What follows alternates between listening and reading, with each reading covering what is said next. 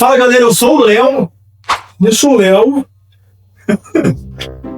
Foi foda, né? E vamos comentando sobre esses sonhos que a gente tem, né, de infância, que a gente transmite pra vida adulta. E, tipo, uma viagem internacional. Acho que a maioria das pessoas tem esse tipo de sonho, né? Assim, pelo menos da nossa geração ali do... A gente é milênio, né? Gostaria de ser geração X, velho.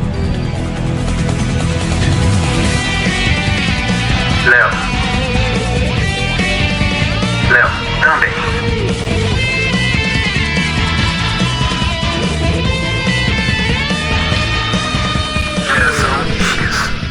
Mas a gente não é. A gente é milênio. Não tem jeito. Então, eu ainda posso brigar que o ano 95, tem muitas pessoas que falam que o 95 é onde decide X pra milênio. Seja 95. Você não tem como fugir, você já tá no 97. Mas eu jogo 96 eu sou. 96, né? Eu jogo pra frente. Mas por que eu tô falando isso? A nossa infância foi nos anos 2000. Uhum. E eu, sinceramente, eu tenho uma nostalgia até do que eu não vivi. Porque a minha primeira infância foi nos anos 90, né? Tipo, 95 até 2000. Eu lembro dos meus irmãos maiores, né? Que a cultura era diferente, era uma coisa assim específica. Tem aquele canal anos 90, chama. O Canal 90? Canal 90. Do Nonge lá. Cara, toda aquela estética, pra mim, inclusive, pra mim é a melhor que tem quando você fala de nostalgia. Mas enfim, nossa infância foi nos anos 2000. E nos anos 2000 a gente foi bombardeado, pelo menos aqui na nossa infância, né? Que eu acho que vai ser a mesma que a gente tinha, o mesmo tipo de conteúdo sendo apresentado. Uhum. Eram aqueles filmes americanos. Porque nos anos 90 e nos anos 80 e 90, aqueles filmes que vinham americanos, ao que eu me lembro, tinha de todo tipo, né? Mas é uma coisa mais focada, assim, para ver o que você é representado. Ação, uma aventura, né? Um negócio assim mais... menos família que você estava assistindo. Mas assim, principalmente, qual que eram os programas de televisão que existiam naquela época? Era o... Fala filme ou você fala... Não, tipo... o programa da emissora que tinha. Então tinha o Sessão da Tarde. Sei. Como é que chama o da SBT? Você lembra? SBT, acho que era Cinema em Casa. Cinema em Casa. Cinema em Casa. Aí tinha... Aquela massa. Não sei o que, SBT. Esses lugares que eu tô falando, que passava aquele filme. Super Cine marcou época, velho. É uma coisa Cine pode me ver. Domingo Maior. E eu era bem assíduo nessa parte aí de assistir filme à noite. Sempre dormi tarde e acordei tarde, porque eu nunca precisei estudar de manhã. Eu precisei estudar de manhã depois dos 15 anos, tá ligado? Certo. Então, nessa primeira infância que eu tive aí, mais novinho, eu sempre dormi tarde. Minha mãe sempre me deixou minha mãe e minha avó sempre me deixou meio solto pra ir dormir a hora que eu quisesse, tá ligado? Certo. Isso acabou me prejudicando até depois, mas... Virou um cara noturno. Mas de certa forma, cara, nossa, os melhores filmes passavam de noite. Então, eu assistia Telequem, mas era um filme pra Super né? Cine de sábado também. De domingo, cara, eu lembro que tinha o Domingo Maior. Domingo, mano. Começava depois do Fantástico, né? Tinha o Fantástico, às vezes quando tinha Big Brother tinha alguma coisa de Big Brother, depois vinha o filme. Depois do Domingo Maior tinha um outro, acho que era, não sei se era Corujão. E depois tinha um outro às vezes, tá ligado? Ou às vezes emendava uma série e eu ficava até 5 da manhã, enquanto não amanhecia eu não ia dormir. Pô, era legal, né? Porque assim, eu lembro que era o horário que eu acordava pra ir pra escola, meus pais trabalhavam bem cedo. Então, se eu não me engano, tipo 4 horas da madrugada, passava uma programação infantil, cara, na Globo, né? Então tinha a Luluzinha. Eu lembro da Luluzinha, mas tinha mais. Tinha alguns outros programas. Tinha Family Guy, passava.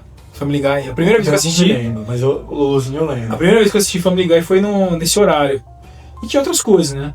Porque assim, eu lembro que a gente assistia aí terminava lá na Globo e ia pra Cultura, que aí tinha esse programinha também de criancinha, né? Isso mais pra trás, né? Aí naquela época, tipo, era Teletubbies, Balões de Pijama, não sei se você pegou isso aí, nos anos 2000. Mas enfim, aí a gente foi bombardeado por esses filmes, cara, e a gente como criança tava naquela realidade nossa brasileira. Então, acho que a minha sua, nessa parte foi parecida depois que a minha mudou. Mas assim, de querer muito e ter pouco, né? Tipo assim, você tinha aquele monte de influência externa e você não tinha muito na sua cara, assim. Você tinha, graças a Deus, você tinha alguma coisa pra você sustentar, mas aquele tipo de esbanjamento que tinha nas séries, cara, eu não sei se você sentia isso. Mas assim, eu via, por exemplo, aqueles programas, tinha aquela criança que tinha aquele quarto gigantesco, cheio de brinquedos, que fazia aquela questão de viagem. A viagem da escolinha que vai... O pessoal mais velho, você via no filme, a galera do ensino médio foi pra Paris. Tipo assim, era outro mundo. Pra mim não fazia sentido nenhum e eu queria aquilo. Tinha um filme, eu acho que você vai me ajudar a lembrar qual que é o nome. É tipo Armário Encantado, Armário de Brinquedos. O molequinho tinha um armário de madeira que ele colocava um bonequinho e trancava no caixão. Na hora que abria, o boneco tinha criado vida. Pode crer, eu me lembro vagamente. Enfim, aquele filme passava demais na sessão da tarde. E, cara, ele tinha um monte de brinquedo e falou, pô, eu quero isso. Aí tinha um filme mais dos anos 80, que era um moleque, ele tinha, por algum motivo, tinha um negócio, eu agora não vou lembrar exatamente como é que é o filme. Mas assim, ele tinha vários brinquedos e que esse brinquedo ele fazia um monte de... O filme era dentro da história dele brincar com esse brinquedo e fazer alguma coisa. Tipo, o carrinho de controle subia com a câmera e tinha um avião que fazia alguma coisa. Eu não vou lembrar qual que é o filme. Mas mostrava pra gente várias coisas e a gente ficava na vontade. Sim. E depois você entende que não é a sua realidade. A molecada hoje tem uma relação totalmente diferente, na minha opinião. Porque, primeiro, que está muito mais perto. A relação de consumo hoje é muito mais próximo. Por exemplo, a gente está com várias coisas aqui que, para quem viveu nos anos 2090, seria para uma pessoa de uma classe muito alta. Ficou mais acessível. O Brasil é caro, mas ficou muito mais acessível. Sei lá, o próprio smartphone, essas coisas que é o tal do põe em círculo, o pessoal barateou para dar na mão das pessoas. Mas naquela época, o pessoal vivia com pouco. Mas nos Estados Unidos não.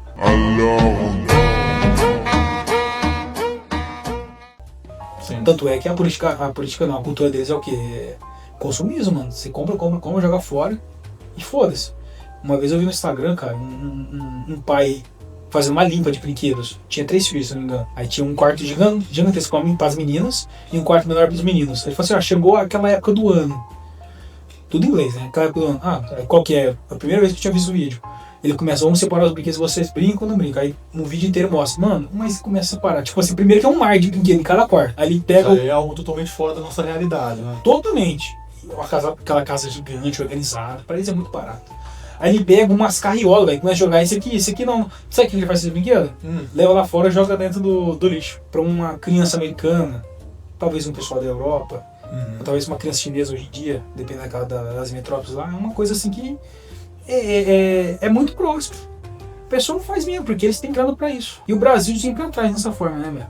Uma das coisas que mais me impacta quando eu relembro do passado, da minha infância principalmente, fazendo um paralelo com a da maioria dos brasileiros de baixa renda que viveram na mesma época. Esse recorte, né? 90 e pouco até 2000 e pouco. Exato. Eu acho que, tipo, naquela época, a gente tinha muito esse sonho inspirado nos filmes americanos. É exatamente o que você falou. Você viu o design das construções das casas de lá, os tipos de brincadeiras que eles tinham lá, os esportes que os caras praticavam, a convivência na escola, os caras com aquele uniforme lá representando a escola que ele estuda, tá ligado? É um negócio totalmente diferenciado. Cultura, né? A cultura como um todo deles, né? E aí você ficava imaginando, por que aqui não é assim? Por quê? Aí você chegava na escola, tipo, ninguém tinha uniforme, cada um ia com a roupa que queria. Aí o cara que tem uma condição social um pouquinho melhor ia com a roupinha melhor, o que tinha uma condição social pior ia com a roupinha bem pior. Tinha gente que não tinha nem roupa pra ir, tá ligado? Pegava a roupa do irmão mais velho. E ali já era um baque. Repetia aquela roupa, né, infinitamente. Já era um choque de realidade ali. Cara, você não tá nos Estados Unidos. Tá ligado? É uma das primeiras coisas que eu lembro. E aí junta que você via toda essa cultura dos caras lá, achava muito mais da hora do que a nossa. E depois você, de um tempo pra cá, tem uma ruptura. Hoje não. Hoje, com a chegada do YouTube, eu percebo que a galera que tem muita grana aqui começou a produzir conteúdo, tá ligado? Mostrando como é a vida dela. E aí a galerinha mais de baixa renda começou a se espelhar nesse tipo de pessoa, não é mais na cultura americana. Então hoje, e aí entra o problema também. Porque quem que tá com grana produzindo conteúdo hoje? Em grande parte, é a galera do funk. Tá entendendo? Então a molecada hoje não pensa mais em ser como um americano lá que vai pra escola e tem orgulho de representar a escola dele com um colete. Eu sou num ponto que eu não tinha feito paralelo ainda realmente tinha esse elemento de, tipo, jogar uma imagem e refletir, né? Tentar. E se fosse aqui? Eu tenho um sonho de ir pra lá, por exemplo, né? A pessoa pensava. E o pessoal hoje realmente, talvez, por já ver isso, né? Então, no caso, qual que era a imagem que a gente tinha do exterior? Do que o filme mostrava. Hoje a molecada tá no sofá jogando e falando com um cara que já vive lá. E aí, mano, beleza? Tá levando aí? Como é que tá? Então já tá muito mais próximo. Não tem aquela separação idealizada. Aquela história da grama do vizinho ser sempre mais verde. Então assim, se o seu vizinho tá do seu lado, você tá vendo a grama dele, você vê o que tá acontecendo na casa dele. Parece ser melhor, mas alcançável, tá aqui do lado. Então, eu quero, mas também tá aí. Pra gente era, tipo, inalcançável, pelo menos pra mim era. Mano, eu não tinha nenhuma perspectiva naquele momento de fazer, porque eu sabia que era difícil. Eu não tinha nem noção do que era câmbio de moeda, eu não sabia nem a distância daqui pra lá. A gente tá usando a América, os Estados Unidos como exemplo, porque é o que a gente tinha aqui. Sim. Mas hoje tem muito mais. O pessoal joga o seu sonho pra cima e escolhe um lugar. Sim. Só que é muito mais. Você vem aqui no YouTube que X lugar. Eu faço isso. Eu vou visitar algum lugar, vou viajar. E eu não fico atrás de saber, perguntar, idealizar. Eu já vejo aqui no vídeo, é assim, onde eu posso ir. Meio que bom um pouquinho na graça agora para pensar, né? Então, eu quero ir para determinada cidade em outro país. Tem toda aquela novidade, mas com certeza, cara, essa experiência a gente nunca vai ter. Do pessoal lá do passado, que tipo assim, você comprava o guia do lugar, né? Quando eu casei em 2017, eu ia fazer uma viagem, eu tava planejando para ir pra Espanha. Eu tinha acabado meu curso de espanhol e tal, eu queria até treinar, né? Aí eu comprei um livrinho guia de Barcelona. Tem eu não lembro qual que é a coleção, mas tem uma coleção lá que ela só faz isso. É o livro guia do que fazer na cidade X, aí vários. Pode crer.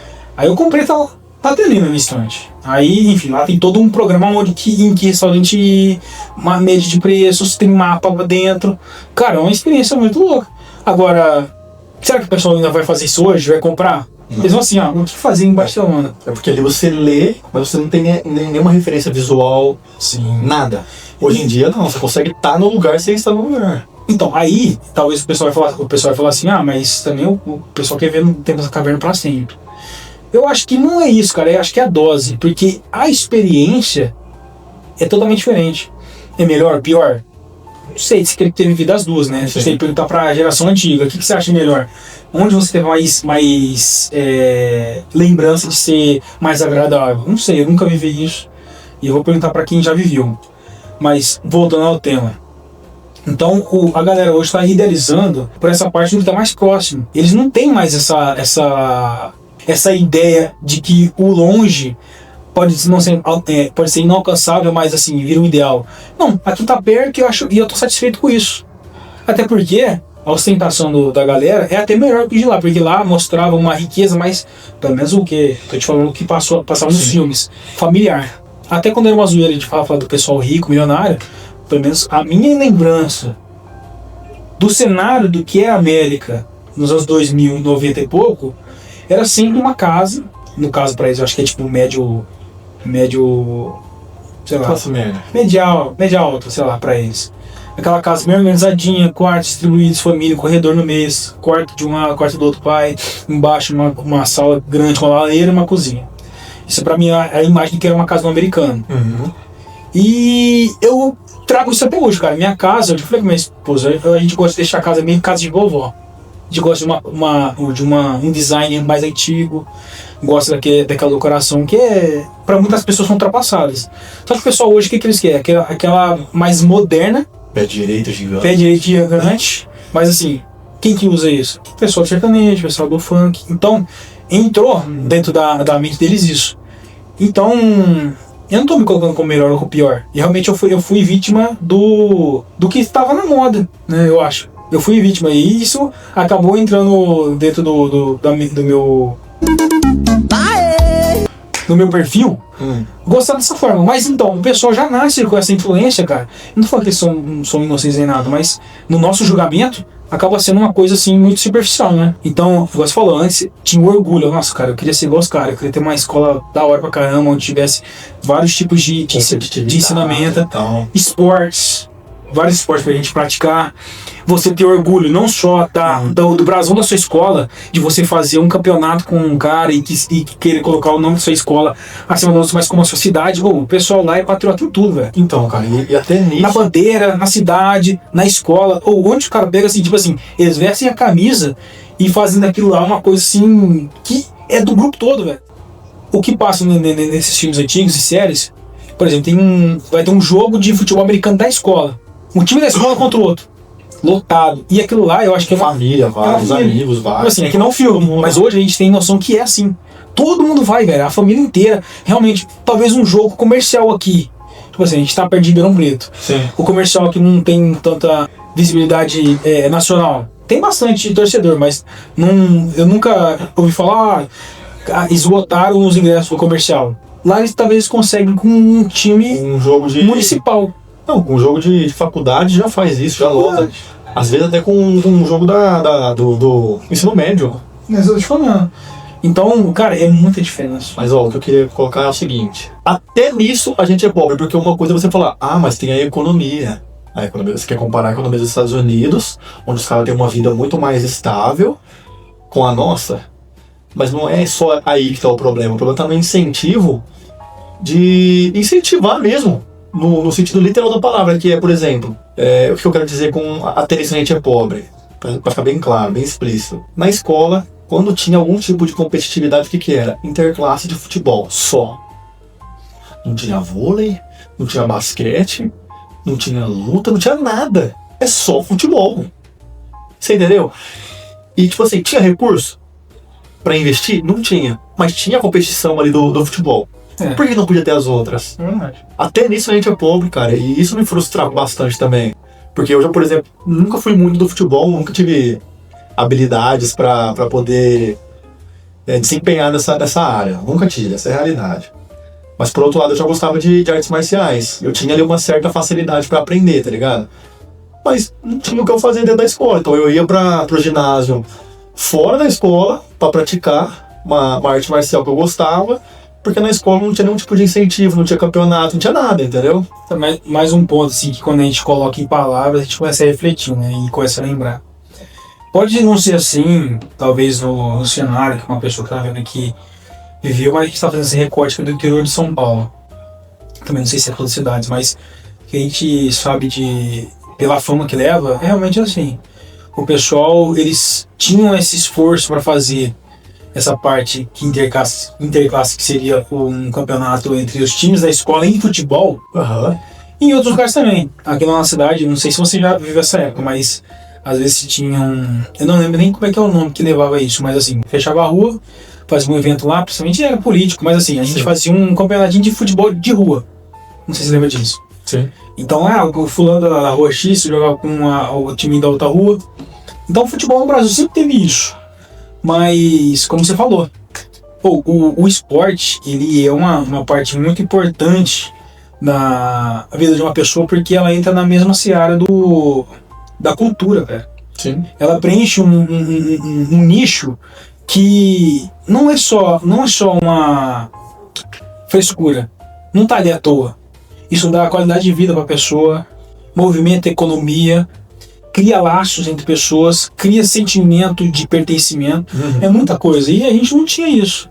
Sim. Aqui tinha um projeto da escola aos sapos, alguma coisa que chamava assim, que abria aos sapos. Eles tentavam fazer uma coisa, cara. Mas dava pra ver que ali era muito mais as pessoas tentando do que levando incentivo. Sim.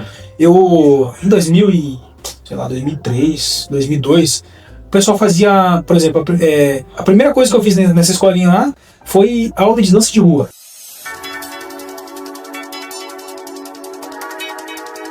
Era breakdance na época lá. Aí a gente fez lá, foi diferente.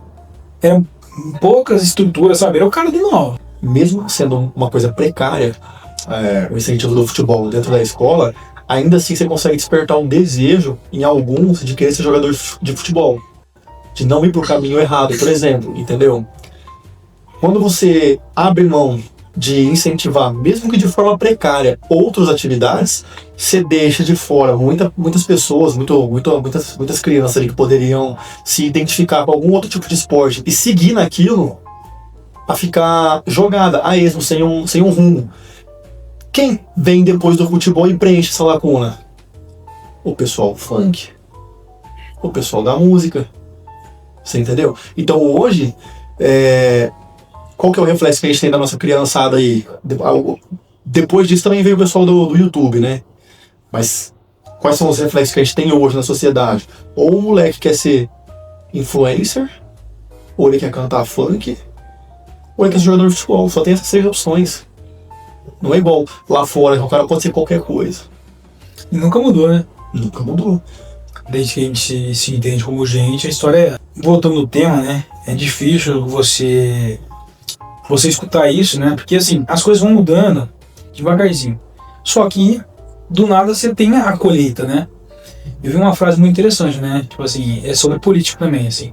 Você tem décadas sem nenhuma mudança. Tudo normal. Em uma década, tipo, você tem, sei lá, 10 décadas, né? 100 anos sem mudança. Talvez em 10 anos você tenha a mudança que acumulou de 100. Só que aqui no Brasil, meio que a gente nunca chegou nesse tempo de pegar o atraso e vamos ir pra cima. Nunca chegou o tempo da colheita, né? Nunca. O país do futuro, que nunca chega. Porque assim, quando a gente compara o Brasil com os lugares, não é ser aquela síndrome de vira-lata.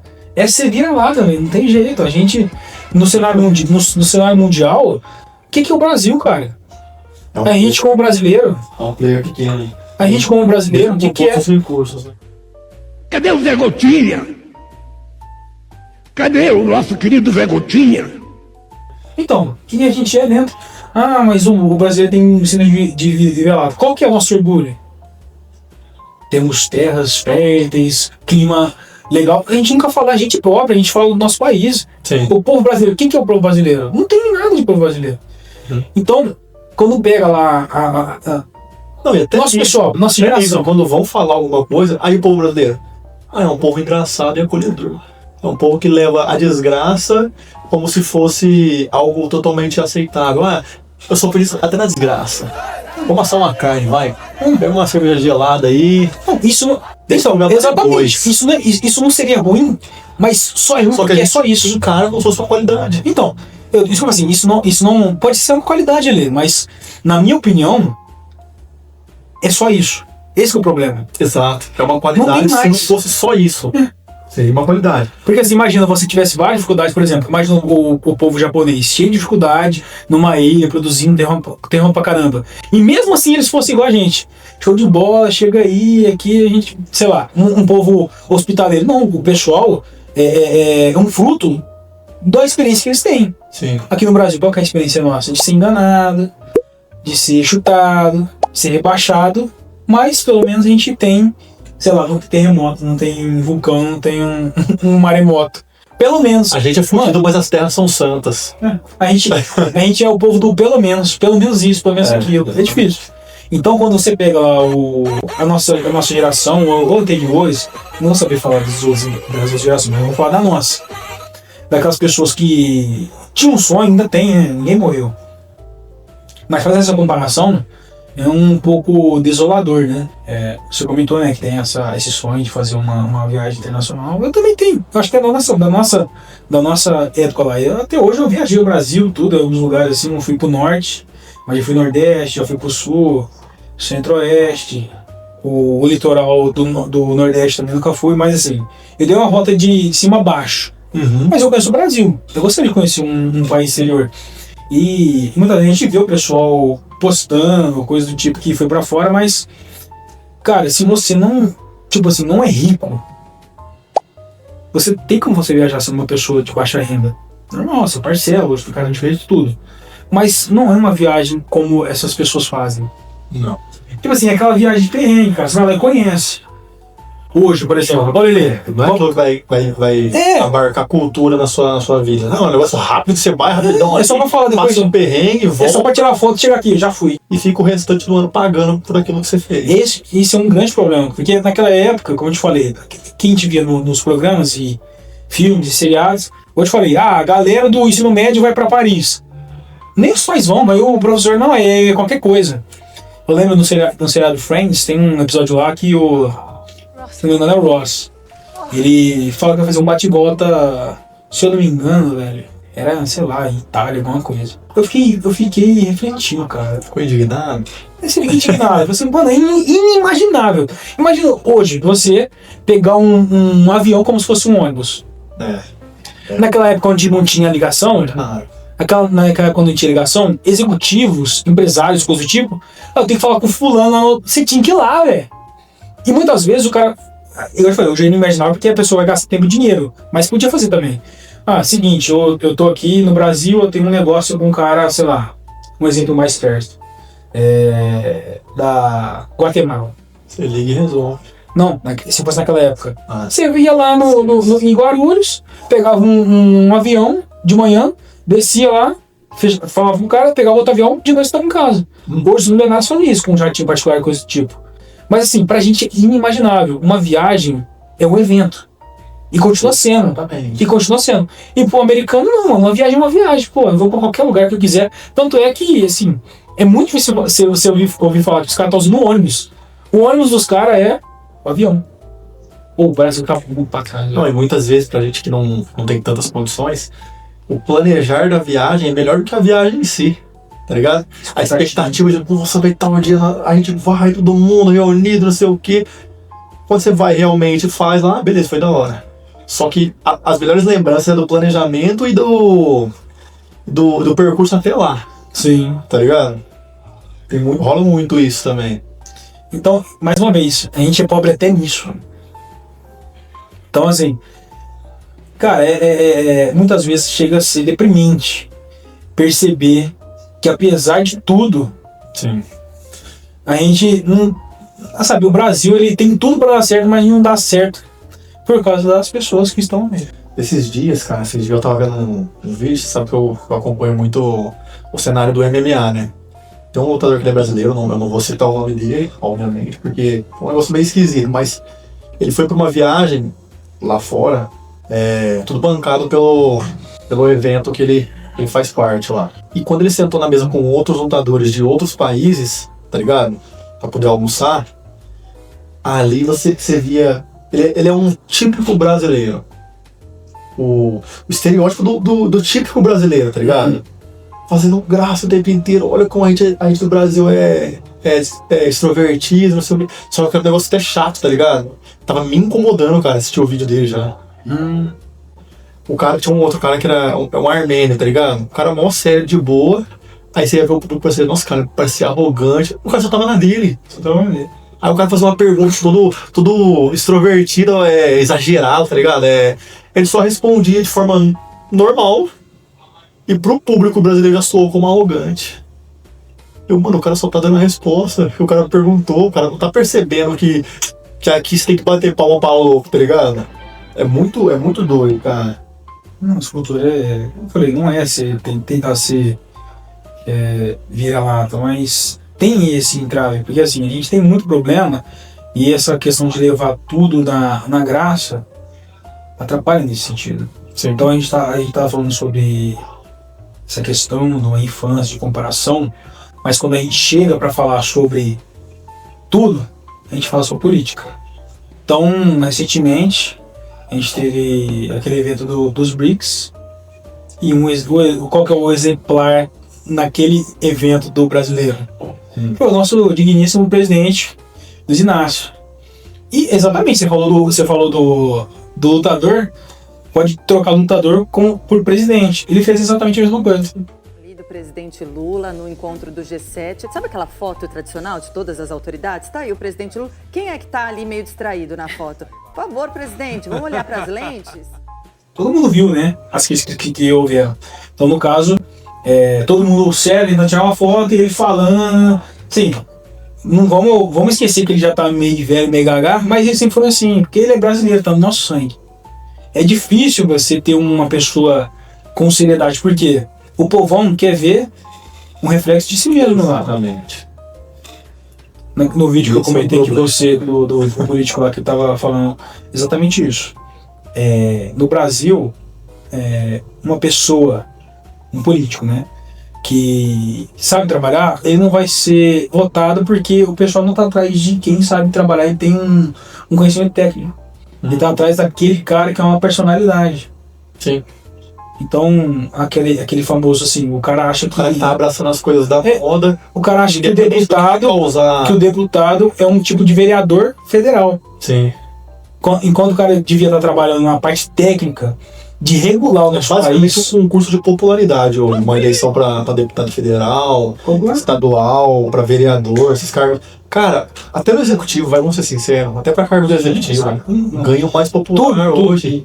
Se você não for um cara muito, muito, muito burro, não, até sendo muito burro. Eu ia tentar passar um pano, mas não dá. E eu acho que cabe agora dar espaço pro pessoal contar as experiências deles também nos comentários.